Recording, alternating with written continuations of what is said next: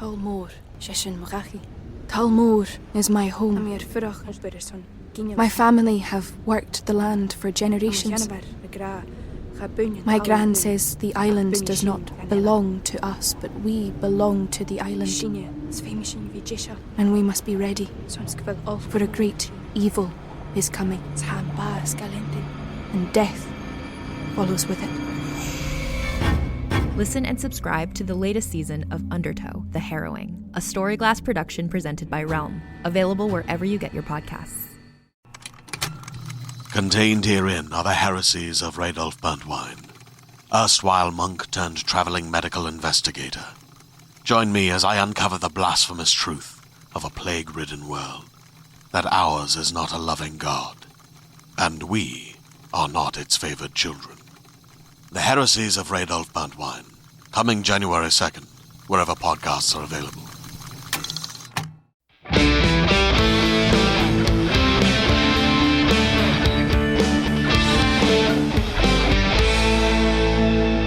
In 2005, two brothers hit the road to chase demons and fight monsters. Fighting a couple of angels, too. And eventually save the world. A bunch of times. Over 15 years, this series has built one of the most dedicated fan bases in all of entertainment, and that fan base is near and dear to our hearts. That's right. I'm Rob Benedict. I played Chuck Shirley, a.k.a. God. And you do a darn good job, too, buddy. Aw, thanks. Well, I'm Richard Spade Jr. I played Loki, the Trickster, and Gabriel, and I directed a bunch of episodes. Wow, is that it? Well, I directed you. I don't know. What do you think?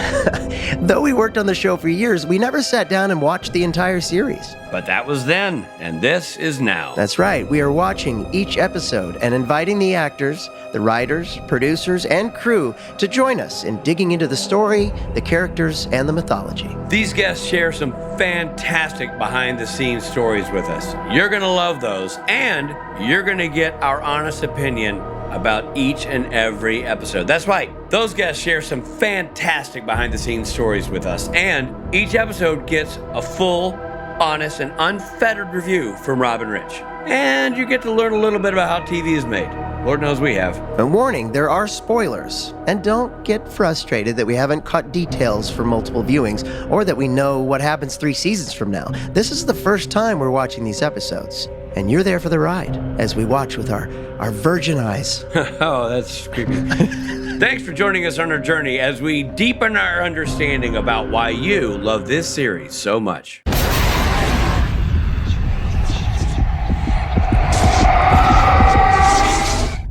Hey everybody, this is Rob Benedict. It sure as is. I mean, have you ever seen anything that's more Rob Benedict than Rob Benedict? Especially right now. He's so Benedictine. And we would be remiss if we didn't immediately start this supernatural podcast episode without talking about Rob's mustache. I mean, And that's Richard Spate. And we're talking about season 5, episode 12, Swap Rob's Me. mustache. And no one can see us. And people can. This is a podcast. Just a reminder, this is an audio-only podcast. Dude, believe me, they can hear that mustache. I guarantee you they can hear that mustache in stereo. Okay, so Rob's got a mustache. We are...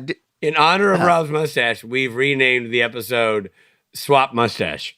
Because I would swap Mustache anything moves. for that mustache. Also, wanted to let you know that we're doing this live, streaming it live, actually live. A lot of times we'll say live, but we're not live. We're live for our Patreon listeners. So they actually can see us, and they see my mustache, and they see Richard's pink hat, and they see it all. See it all, baby. Well, Robbie, I guess we're going to do the thing we do where you just off the cuff summarize the damn thing, right?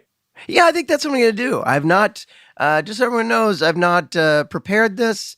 I am looking at a script for the first time and acting like it's brand new. And Which is exactly how Rob approaches all his acting jobs. All right, Robbie, take off. We see Sam enter a bar. He's acting a little peculiar.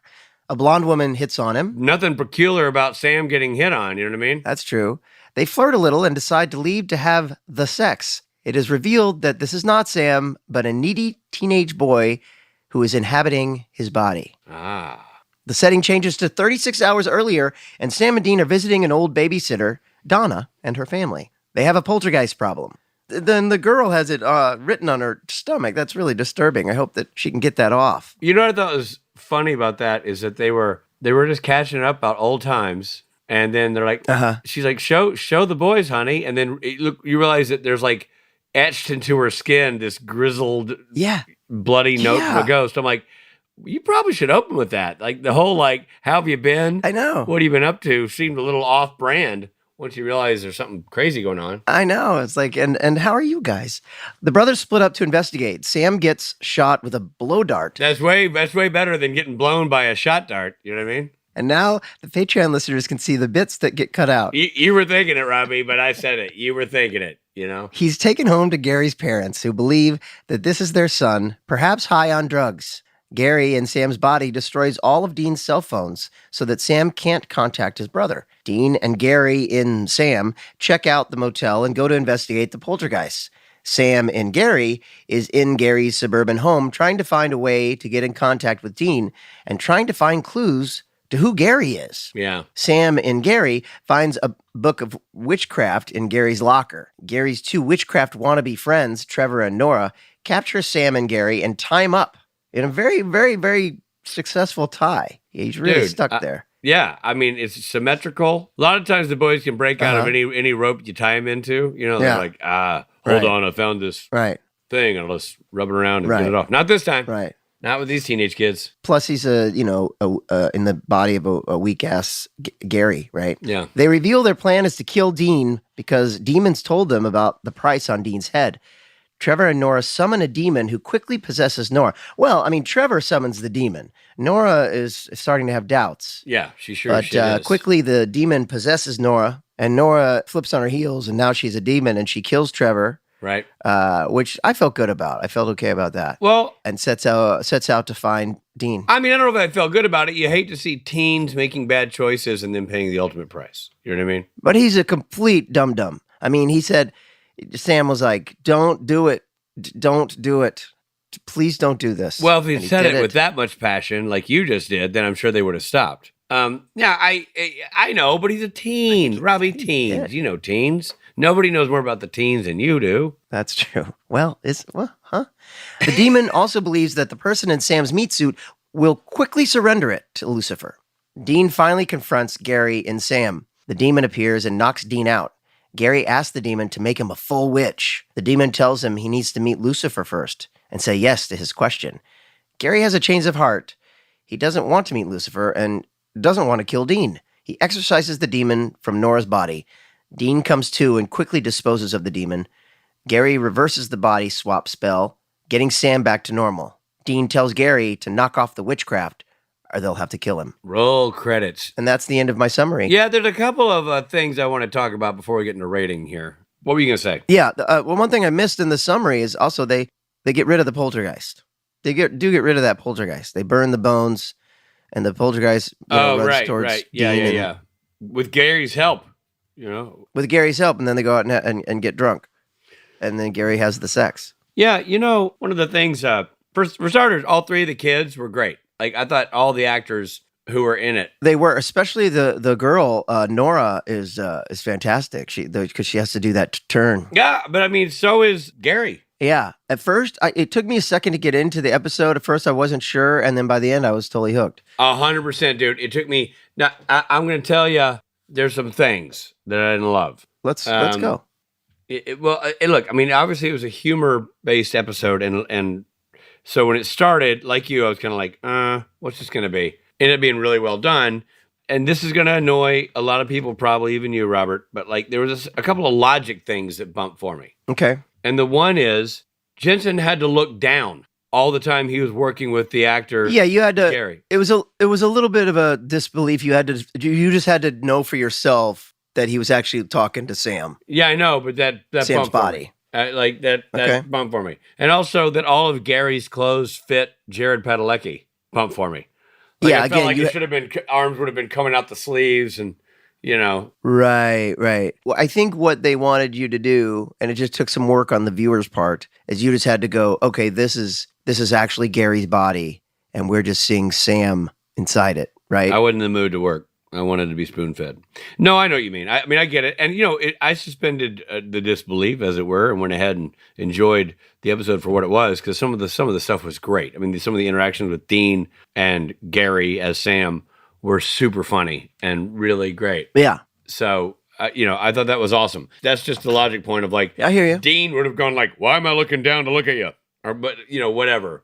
And then, because that's where they're But he wouldn't. I mean, he was actually talking to Sam's theoretically body. would have. So I don't know if there's like, I guess you can't really do that gimmick. Right. But so there's that actress who played the babysitter, the grown woman they were talking to. Yeah, yeah. I think it's Laura Dern's sister. That looks like it is a Dern. And I think I looked at her name, and I think her last name is Dern or something. Huh. But all right, well, I guess we should get into our.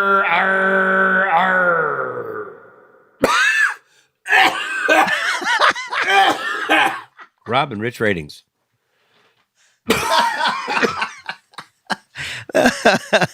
I've had a cough since France, man. I've had a cough since France.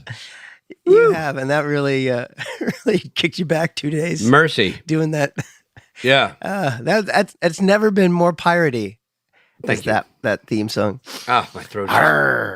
Just okay. How do we want to rate this? I'm going to rate it. Go with me here. Okay. But I'm going to rate it. Like, when John Travolta does movies these days, he has a hairpiece and usually a fake beard. It's a Travolta fake beard. Because of the episode itself, the thing you're looking at is not really the thing.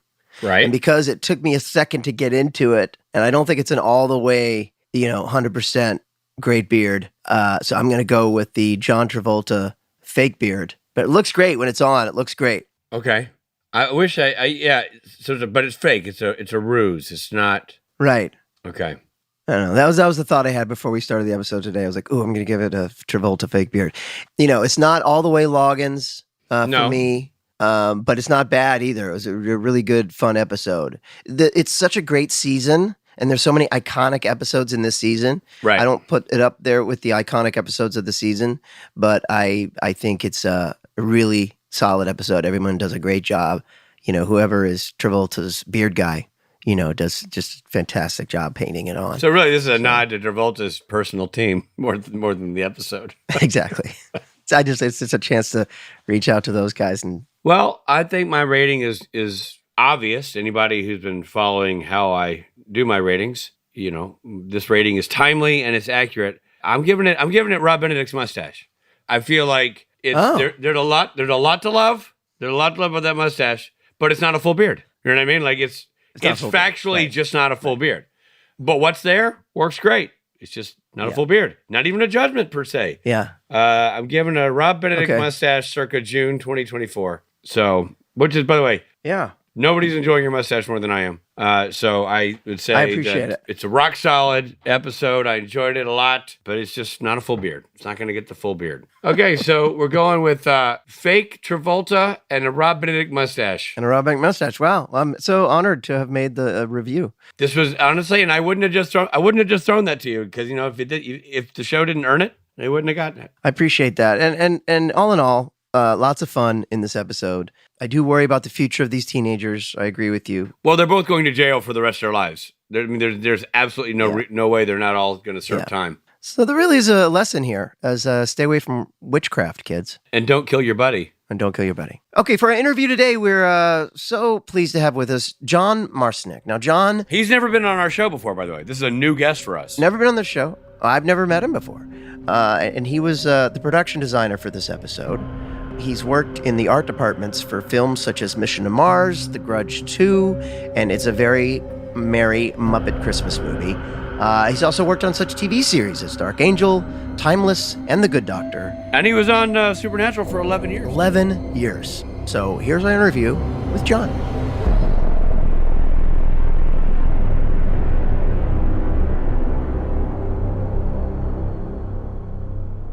Well, let's start at the beginning, John. So how did you get involved with Supernatural? It's kind of curious. I had a standing working relationship with Jerry Wanek. We had done 2 seasons on a show called Dark Angel, which maybe you remember, maybe you don't. Of course. Around the turn of the century, let's call it the year 2000. Yeah. With another somewhat interesting character, partially at the helm, James Cameron, Chick Italy, really creating that thing, and someone equally famous, Jessica Alba. Yeah. And we came out of that with a lot of skill, a lot of amazing sets produced. If you ever get a chance, watch the show. And it was really interesting. And it led us to do some other work, including the pilot for Criminal Minds, which ended up running for, I don't know how many years. I think it's still running. Time. And Jerry, for some reason, he got an interview for a show called Supernatural. It only had a pilot at that time. And he was going to take the interview with a man called Cyrus Yabna. Did you guys ever meet Cyrus? Rich knows him. You would have met him, Rob. You just may not remember him. But he had the gray hair, the kind of balding gray hair. And, I didn't know him well, but I knew who he was. Cyrus was a unique character. He did the first 3 years as the line producer on the show. Okay. And he was unique. And Jerry couldn't do the interview. He says, look, our work speaks for itself. Take the portfolio, just talk to them and go to the interview. And the interview was at a hotel. And Cyrus, you don't even know the man. He invites you up to the hotel room to watch the pilot. And I was like, a little uncomfortable as he sort of sat on the bed.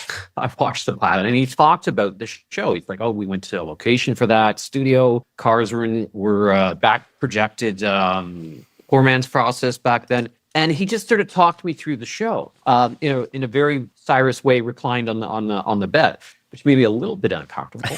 It's very Hollywood. And in a creepy way. You guys know the show, and I don't know if you've watched the pilot or rewatched the pilot on your podcast. Yeah. It's a very strong pilot. Nutter did an amazing job.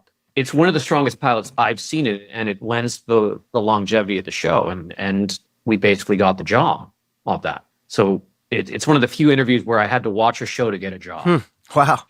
Interesting. But it was fun. It was interesting. And as you got to know Cyrus, and I don't know how many stories I could tell about Cyrus, but I could probably do 3 podcasts on it. You got to know his quirkiness and his uniqueness and his expression of authenticity as a producer who would take it to a different strategy, let's call it. Some successful, some just mind-bendingly unique. But wonderful guy. And got the job. And did we know it was going to last 15 years? I only lasted 11 years on the show. I moved on, but 11 years on any show is unheard of. I don't know if I'll ever get it. Yeah. Yeah. So let me ask you this. You do this meeting. When you leave this meeting, do you have any inclination on how it's going to go? Like, are you like, we got this? Or like, I had no idea. I was like, was that normal? Did I just blow the interview? I had no idea, but I think we got it in a few days. Wow. That's awesome. So it was you and Jerry together. So you were in that same package. To explain the hierarchy, Jerry was production designer on Dark Angel. I was art director. Okay. So you're sort of kind of like the middle manager runs the ship. You have the general and maybe the captain, so to speak. Right. As art director, I don't normally get interviews to take whole shows. So it was a real unusual thing right from the beginning. I see. Interesting. And Jerry, but you were there representing the entire department pretty much, right? Yeah, because representing Jerry's work, which was, again, after 2 years on Dark Angel, it was quite an amazing a body of work. So out of the sort of the Jerry regulars, who all was on Dark Angel that moved over to Supernatural? Like, is that George? Is it everybody that we now know as that department? It was not. It was certainly myself and Jerry. I think there was a graphic artist that we kept, Marianne and Lou.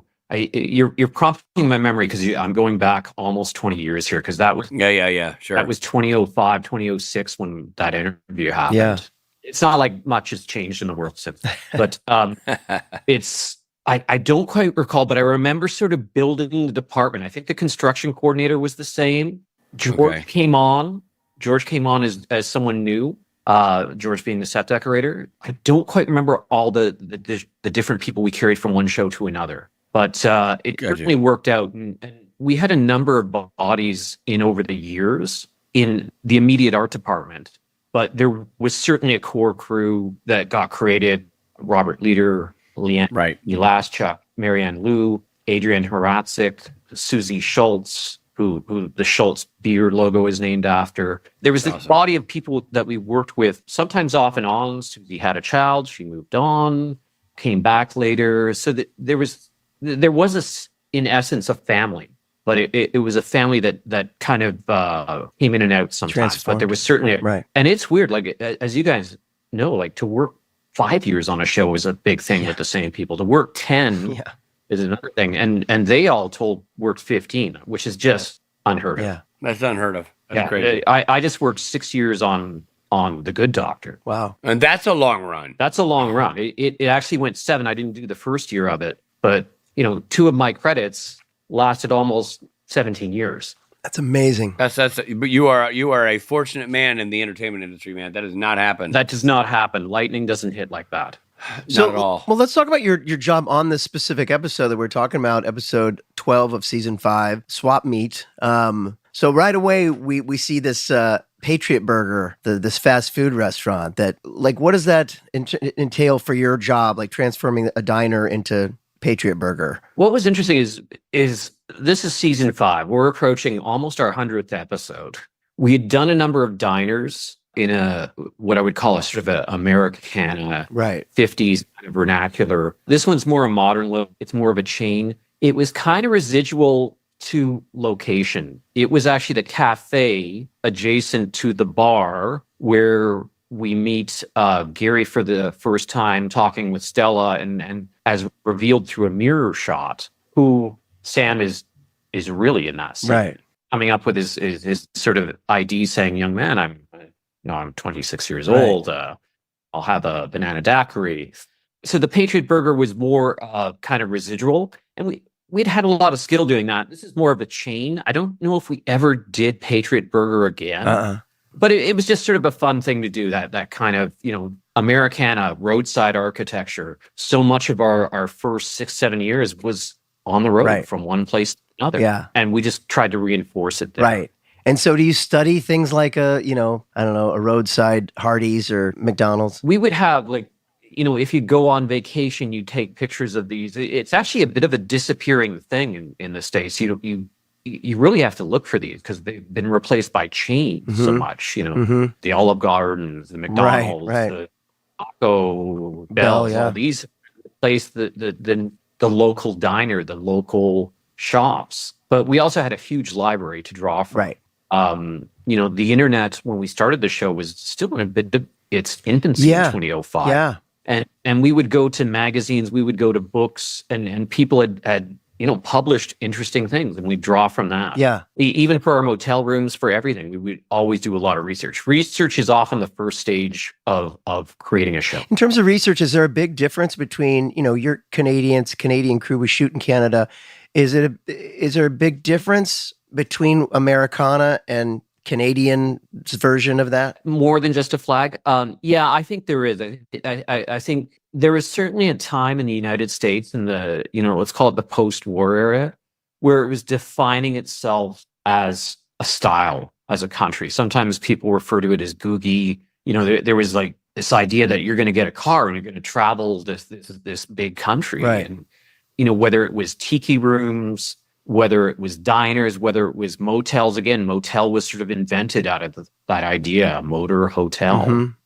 It really built itself. So a little different from Canada. There is some elements in Canada that has that, but I think it was kind of following that movement that occurred in the 50s and 60s in the United States. Yeah. It's very interesting. Ahoy, Rich Spade here. Hope you're enjoying the episode, but we got to pull over for a second for some messages.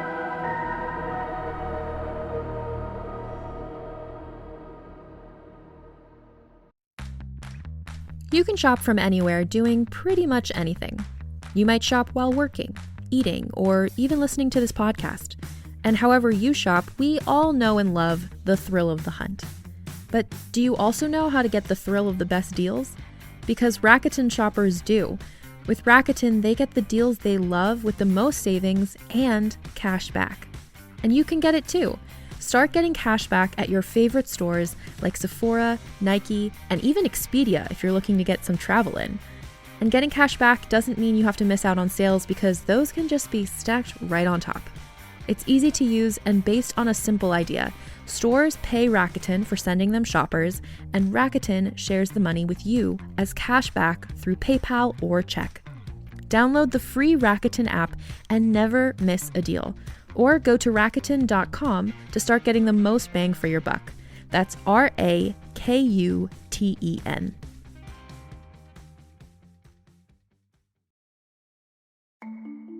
As a podcast network, our first priority has always been audio and the stories we're able to share with you. But we also sell merch, and organizing that was made both possible and easy with Shopify. Shopify is the global commerce platform that helps you sell and grow at every stage of your business, from the launch your online shop stage all the way to the did we just hit 1 million orders stage. Whether you're selling scented soap or offering outdoor outfits, Shopify helps you sell everywhere. They have an all-in-one e-commerce platform and in-person POS system, so wherever and whatever you're selling, Shopify's got you covered. With the internet's best converting checkout, 36% better on average compared to other leading commerce platforms, Shopify helps you turn browsers into buyers.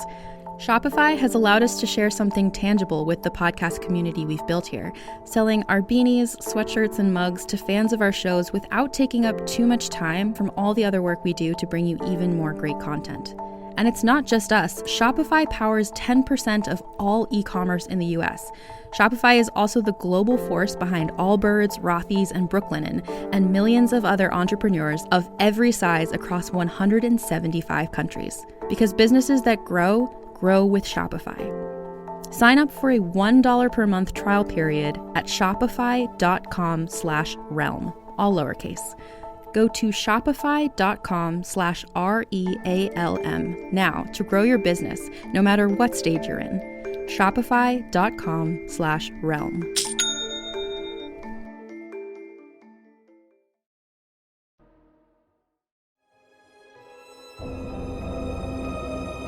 Thanks for listening. Now, back to the episode.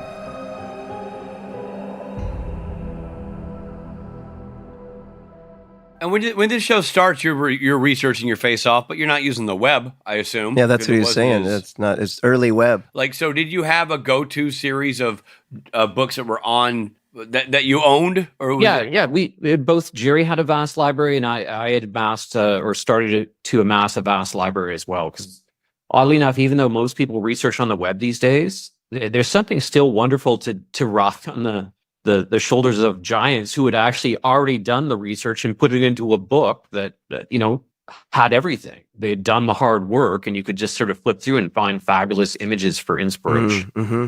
You also, in this episode, you've got Gary's basement and bedroom, which the bedroom I thought was really well done, and the mirror work in that scene was great. I was kind of going out on a limb because it's a hard scene because you're looking at Sam on the phone, who then turns to a mirror, and you see the young Gary looking back and repeating what he's doing in a mirror.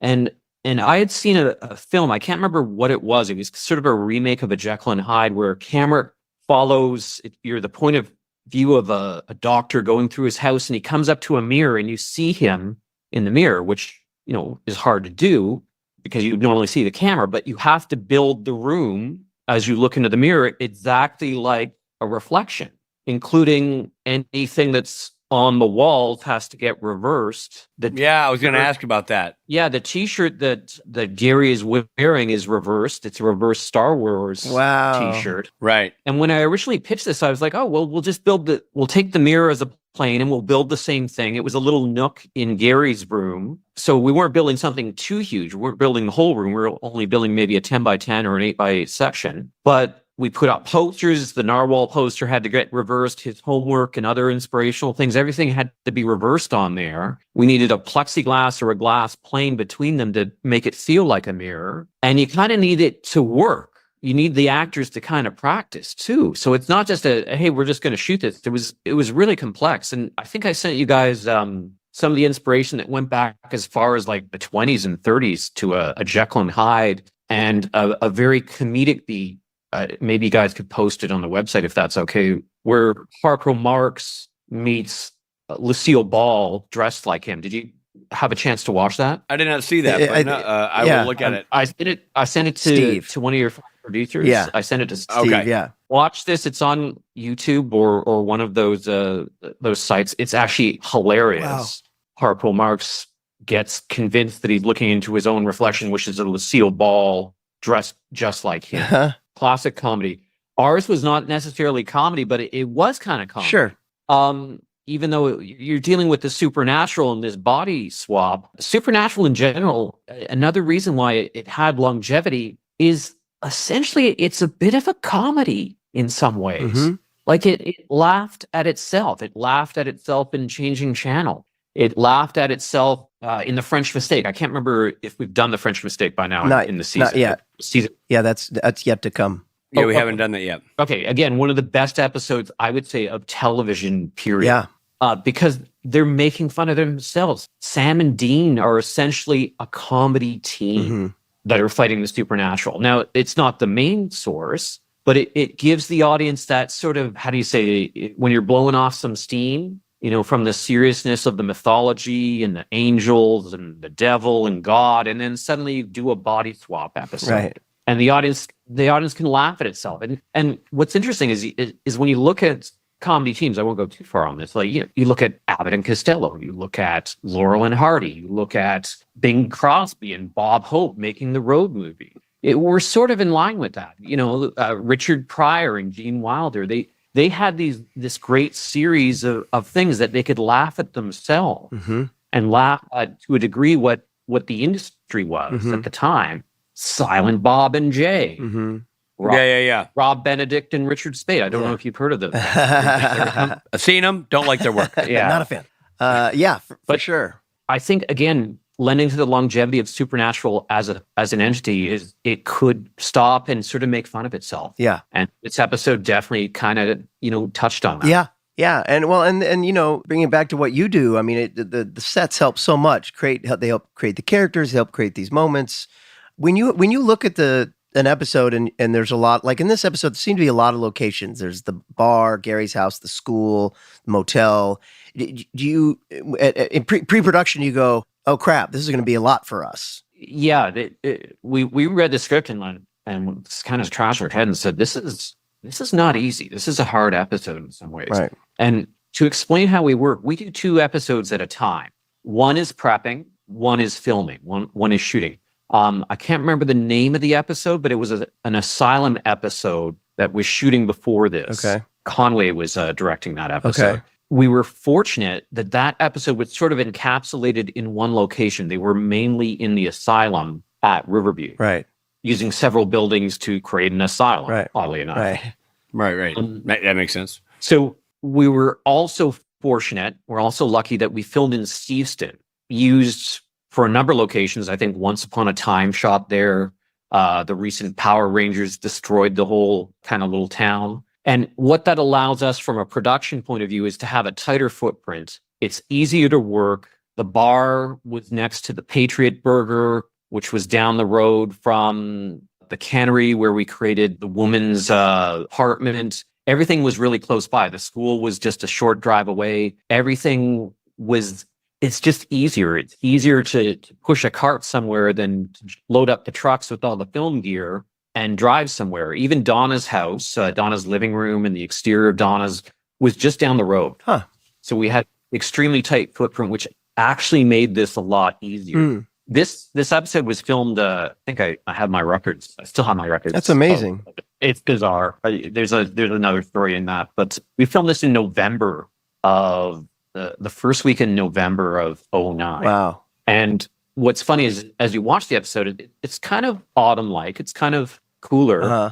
And we had really good weather because filming in Vancouver, sometimes the weather imparts its own feelings on you. And in the very last the very last scene at Gary's house, when they drop him off, it's raining like hell.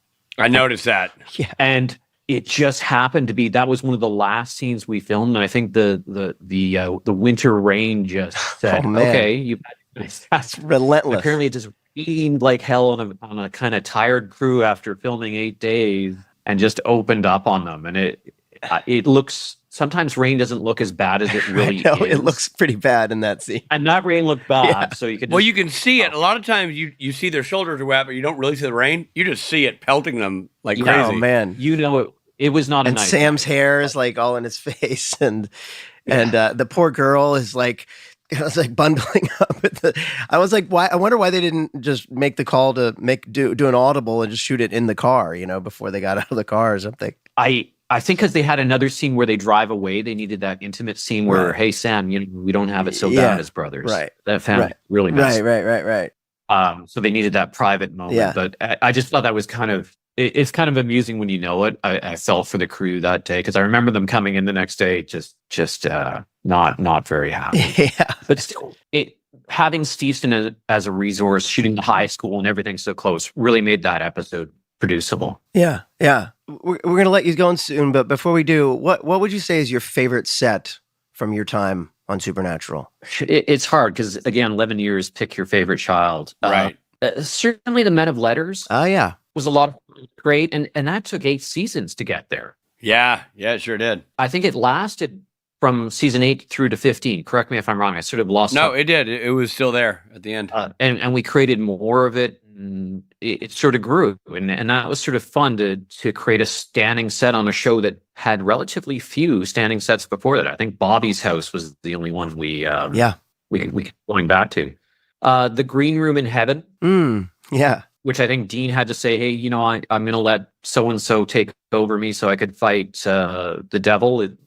I think that was sort of nicely designed French style, sort of 17th, 18th century room that was kind of fun to do. So some of those challenging sets, they're a bit like crosswords. Some are more fun than others, and some are more complex. And sometimes the more complex, the more of a reward. Right. Right. So yeah, Supernatural was a very fun time. Like it wasn't always easy, but a decade of work or more than a decade of work, there was some great gems. Yeah. Well, I feel like you guys, as a team, were phenomenal in your vision for the show because it became so unique in its look, in its color palette, and its style. The hotel rooms were always statements. The bars, everything you were mentioning that became almost recurring sets because they went to a lot of them, but they were all unique and different in their own right as representative of these various towns that these guys would visit.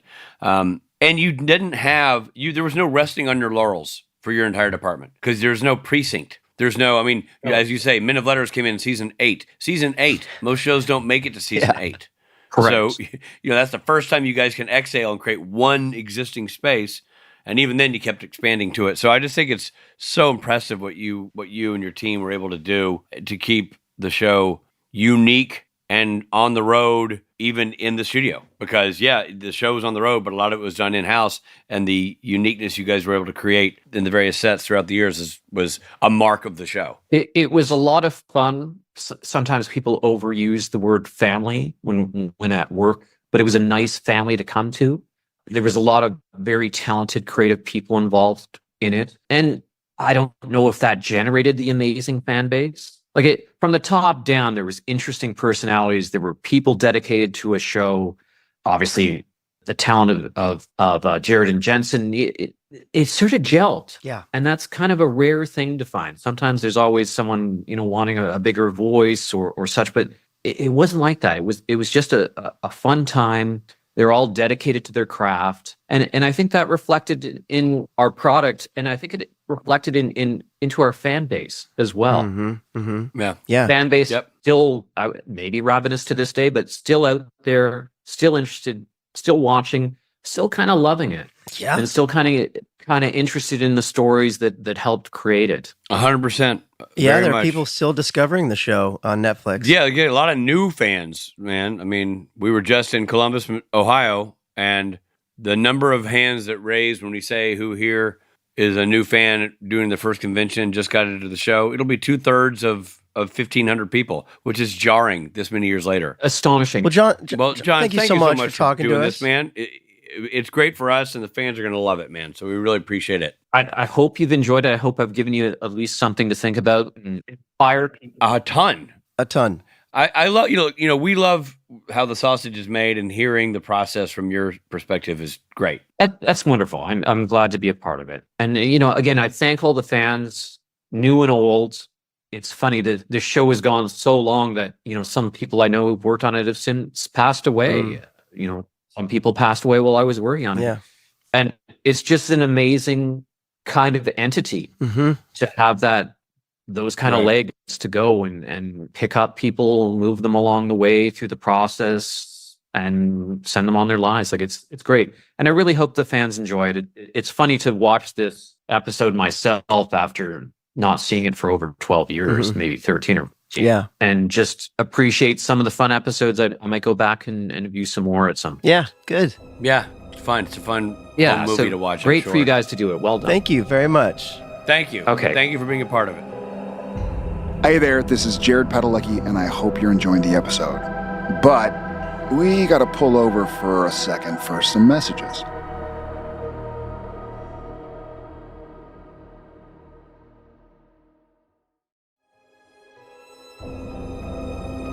Thank you for supporting Supernatural then and now. And now, back to the show.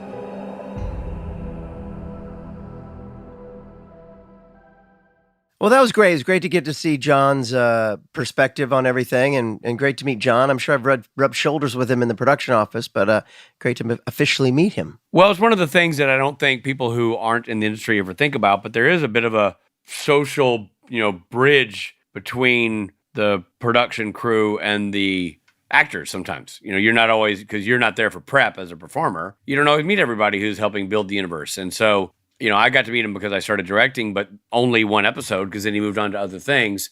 So it's great to hear his story and get to understand his impact on the entire universe. Yeah, which is substantial. I love that. I love asking those questions, and I'm really glad his how he got hired story is not my how I got hired That's story. hilarious, I'm glad we yeah. didn't have to go to a hotel room and Producers watch set me a down show on with somebody we don't know hotel while they're bed. lying on a bed. Yeah.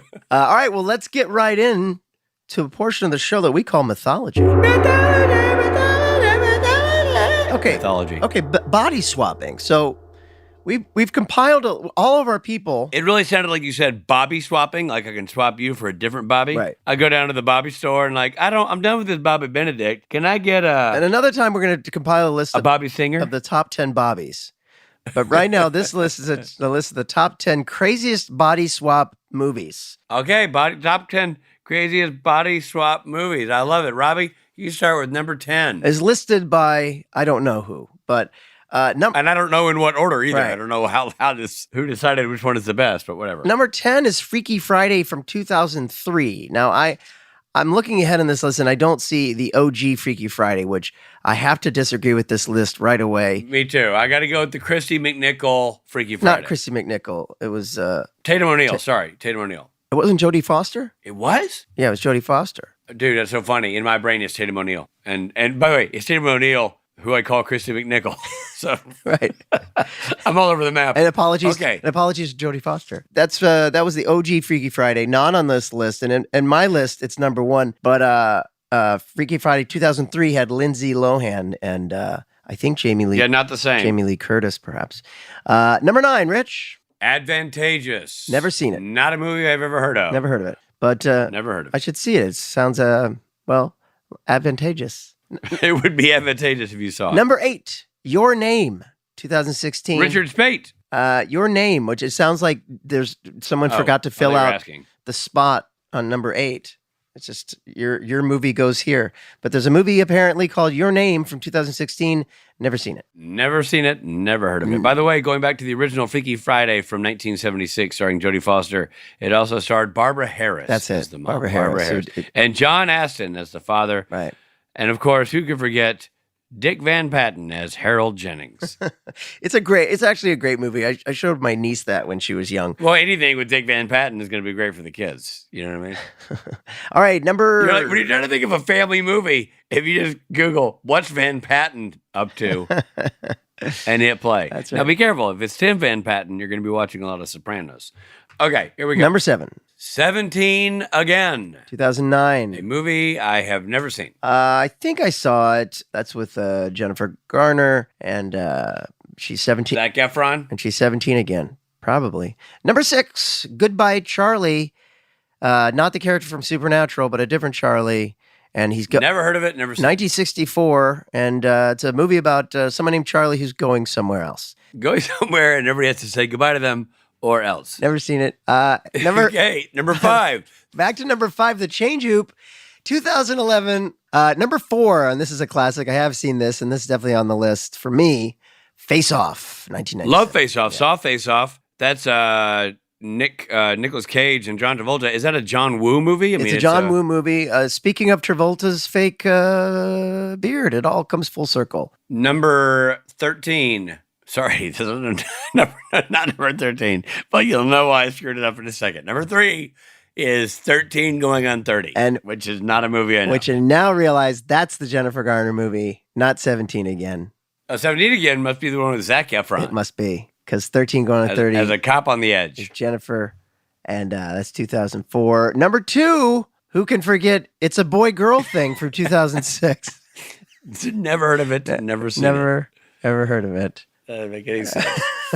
And of course, number 1, The Hot Chick, which is not a movie I know. 2002, I think. Is that a Wayans Brothers movie? Yes. Is Anna Faris in that? I feel like Anna Faris. Is Damon Wayans in it? I feel like a Wayans, Rob Schneider. Oh, well, there's a reason why I've never heard of it. It's Anna Faris, right? And there's definitely a reason why I've never seen it. I think Anna's in that. But no Wayans Brothers. Okay. No Wayans. But as Anna Faris, who's usually in a lot of the Wayans Brothers movies. She's in the... Yep. Well, there you go. A list of movies that most of which we have never seen. But I'm really excited to see. Of that list, I want to see The Change Oop, and I'd also... The Change Zero Up? And I'd also like to see Goodbye Charlie. I can tell you without fear of being wrong that there is nothing on that list that I will be watching. Zero. Yeah, truly. I'd watch the original Freaky Friday again, but that's not on the list. I would not. But I would watch maybe Face Off with the Boys at some point, but probably not. Watch original Freaky Friday. Your kids are old. You know how many movies I'm behind on? All right. I will not be watching the original. And remember who my children are, who I could barely get to sit and watch a movie. Right. The second it looks like it was made before 2010, they're like, I'm out. Right. You have to show it to them at like 4 years old. All right, well, no need to get mad, but screw you. Now it's time to have some real fun with fun facts. Fun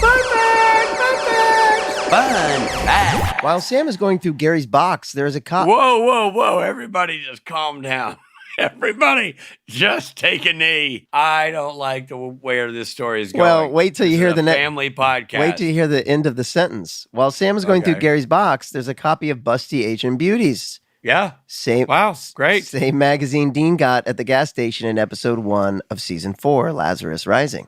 An early version of the episode had Sam and Dean swapping bodies. Interesting. Oh. That would have been... That wouldn't be nearly as fun, though. It's just two hot dudes being hot differently. Right, totally. It's like two of the best NBA players in the world. Whoa. Swap bodies. Whoa, I'm only 6'1". Whoa, I'm 6'4". A slightly different kind of girl is throwing themselves at me. My hair's long and hot. My hair's short and hot. Yeah. Wouldn't have worked as well, but that joke is endless, by the way. We could go on and on with that, but we won't. Jared Padalecki saying the line, "I would like to have the sex with you," was an error that everyone thought was so funny it was worth keeping. Yeah. Well, there you go. Yeah. Whoa. We have to talk about this right now that I didn't know. Harvey Fedor was the gaffer on Supernatural. Whoa. Harvey Fedor helped crack this story? Well, it must have been Harvey saying, you know what we should do? We should do a body swap episode. Dude, that's crazy. Oh, that is crazy. Did Harvey ever wear certain kind of hats? Fedor's fedora? Like a fedora? Yeah, okay. It took me a second to figure out where you're going. Good, Paul. Anyway, that's a cool fun fact. Yeah. All right, there you go. Harvey Fedor, gaffer on Supernatural for, most of its years, not all the way through, but most of its years, he helped create this story. That's crazy. There you go. Well, thanks everybody for listening. Another fun episode. Very fun episode. Glad we got some decent ratings, not the top ratings, but hey, very, very good supportive ratings from Rob and Rich. Absolutely. And it's a really fun episode with really, really strong guest cast. Really strong, as always. We'll see you next time. Yep. This episode of Supernatural features Jared Padalecki as Sam Winchester, Jensen Ackles as Dean Winchester, and Misha Collins as Castiel. Guest stars include Colton James, Alex Arsenault, Sarah Drew, Patricia Harras, Greg Keene, and Lydia Dusberg. Swap Meet was written by Julie Siege. Story by Julie Siege, Rebecca Dessertine, and Harvey Fedor. Directed by Robert Singer. Editing by Nicole Baer. Music by Christopher Leonard. Executive produced by Eric Kripke and Robert Singer. The original broadcast of this episode featured the following songs. Rock and Roll Never... Oh, shoot. What's the word? Oh, right. Forgets by Bob Seger. Got My Wings by Hazy Malaise. I Got More Bills Than I Got Pay by Black Toast Music. This episode originally aired on January 28th, 2010. This episode of Supernatural Then and Now was hosted and executive produced by Richard Spade Jr. and Rob Benedict. Written by Stephen Hine and Hada Holcher, and edited and associate produced by Trey Booty. What's up, Booty? Music provided by Tim Wynn. This episode was recorded with the help of Sonic Fuel Studios. This podcast is from Storymill Media. Follow the podcast on Instagram and Twitter at SPN Then and Now. Become a member of the podcast at www.patreon.com/SPN Then and Now.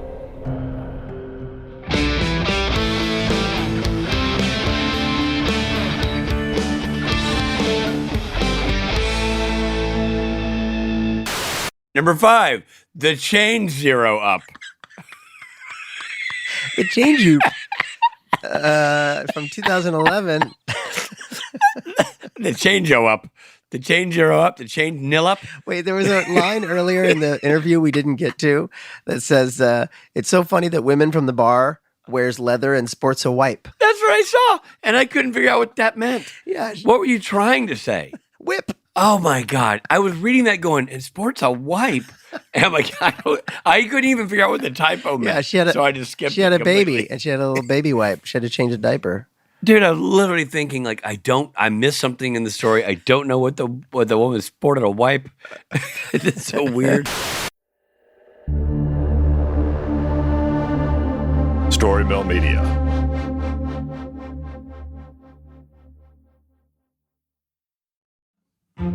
Nowadays, trends and news cycles change faster than we can blink. But there are some things that withstand the test of time. And if you're looking for a connection to something timeless, and maybe also a glimpse of life at a slower pace, I believe everyone can relate to the very human experiences explored in Jane Austen's novels. And that's where I come in. My name is Alison Larkin. I'm a writer, comedian, and narrator and host of the Jane Austen podcast with Alison Larkin. I spent a lot of my childhood in the part of England where Jane Austen lived and wrote, and now that I live in the States, nothing gives me a sense of homecoming quite like narrating her books. On this show, you'll listen to award-winning narration. I'll give myself a pat on the back for that. As well as conversations with actors, writers, and other fascinating people who all share a passionate love for Jane Austen. So please, join me as we embark on a wonderful journey through Jane Austen's work. Be sure to listen and subscribe to the Jane Austen podcast with Alison Larkin, wherever you get your podcasts.